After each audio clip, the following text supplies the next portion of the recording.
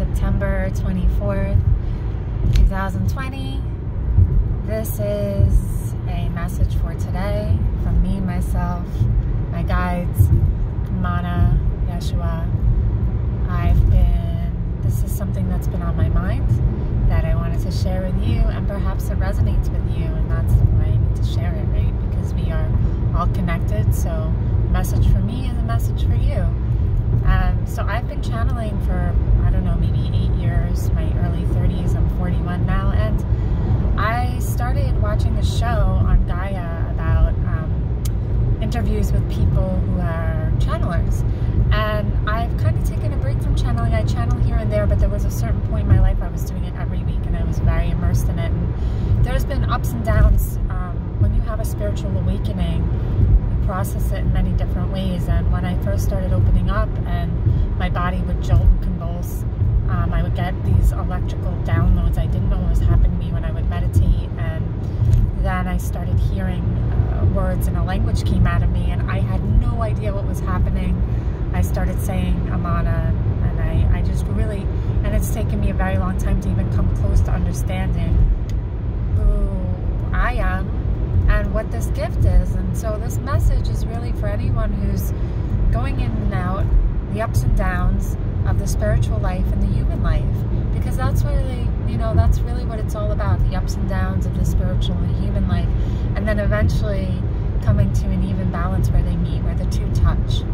And so if you're struggling in your spiritual journey of how do I make meaning of this, it took me a very long time, like, all right, I'm a channeler, and people would come to me like Mia Sarah, that I knew so much, and I would be there to help them and fix all their problems. But I had my own life and my own problems to fix, and my own needs and wants, and it really, even now, it's taking me to terms of like, well, who am I? Where do I fit in as far as this gift and this channeling ability? And I watch these beautiful people who channel, and I'm like, did they struggle too?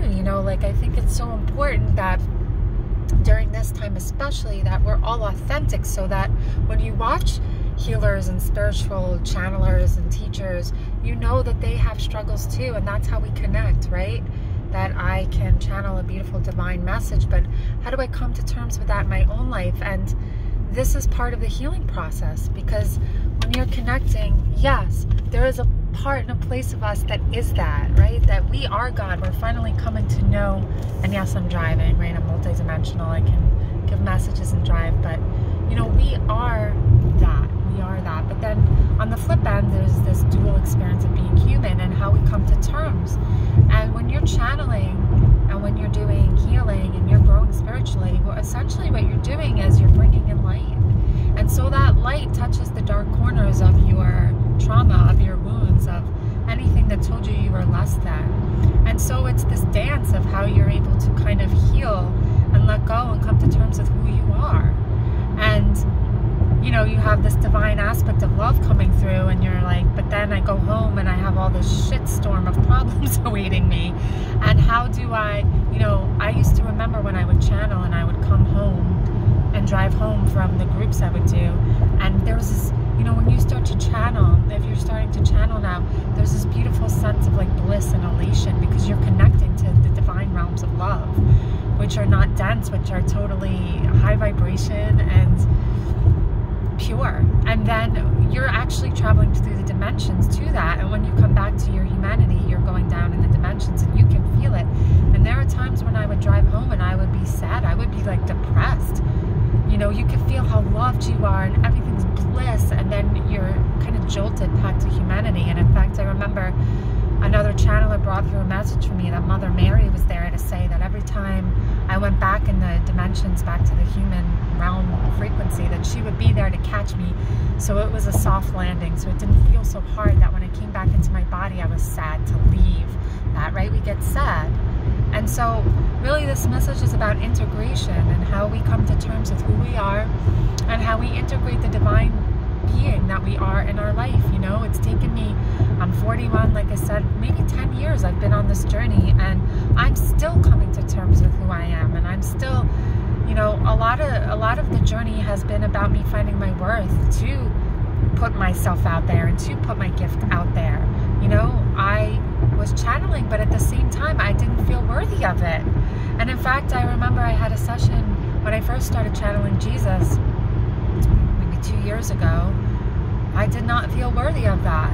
I was nervous that people would judge me. I felt insecure about it. I felt, is it real? And I had another channeler do a session for me where he channeled Jesus and said, absolutely, you're worthy. If I have a message to give, why wouldn't I go through you? Why wouldn't you have such a loving heart? Why wouldn't I choose you? Why would you be less deserving than anybody else that I channel through? And I'm going to reach as many people as I can through as many open hearts as I can. Why wouldn't I go through yours? And it was an eye-opener for me. So even though I was channeling, I still did not feel worthy of it. And so how does that work out, right? I would kind of do it, but I wouldn't do it wholeheartedly. I would put Sarah last. So I would open up myself up to the divine beings who wanted to channel and give gifts to everybody, you know, who needed a message and who needed me. But I would put myself last. I wouldn't really put myself out there. I wouldn't really showcase who I am. I kind of hid. I kept myself very small, very dim, because my worth wasn't connected. So you can be connected to divine, but your self-worth can still be not in accordance with your divine worth, right? And it's a journey. And so I wanted to share this to you, you know, how you're coming to terms with your divinity and your spirituality. You may be channeling, you may be healing, you know, but it's also going to be a separate story sometimes of how you're integrating the wounds and the pain and the lack and all of that, and how it comes to meet, because the two should meet. Sarah the channeler and Sarah the human, they're one, right? There should be no division, and that's where I'm headed. And so I'm trying to put myself in a position to be a leader in that way, to say, hey, you know, I've gone through this. This is my message. This is my story. There is a human side to channeling, to spirituality, that isn't always talked about, that isn't always shared. You know, Ram Dass had anger. Jesus had anger. You know, he wasn't always, like, I've channeled from him, he wasn't always the obedient son of God that people portray him to be. He had human anger too, and emotions, and we all do. So be authentic with your human journey. You know, even the most spiritual people feel anger, have struggles. So honor yourself. Allow yourself to have those struggles and have that journey, because you, even though you're the channeler or the vessel, you should still be putting yourself first, and that's what divinity, divine beings want for you. So I hope this was helpful. Again, this is a message for today, September 24th. So much love to you. Enjoy this beautiful day. If you'd like to hear more from me, subscribe to this channel. And I guess you hit that bell thingy so you know when I do a new video, so it can be there for you every day.